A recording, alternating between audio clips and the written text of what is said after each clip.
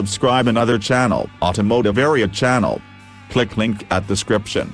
Welcome to Motorcycle News channel. KTM announced the return of its 690 SMC R Supermoto machine in 2019 at this year's EICMA show, complete with the latest LC4 engine, revised chassis and a new suite of electronic rider aids. The 690cc single powering all the fun produces 74 horsepower and 54 pound-feet of torque and is designed to provide an immediate kick right of idle. This is helped by ride-by-wire system which ensures a crisp and responsive throttle. Chassis updates make for better bump absorption and stopping power. The main frame remains a chrome moly steel tube design, and the subframe continues to use the fuel tank, which has a slightly larger capacity at 3.56 gallons. As a primary structural piece, the 2019 KTM 690 SMC R has updated styling since the last Supermoto KTM.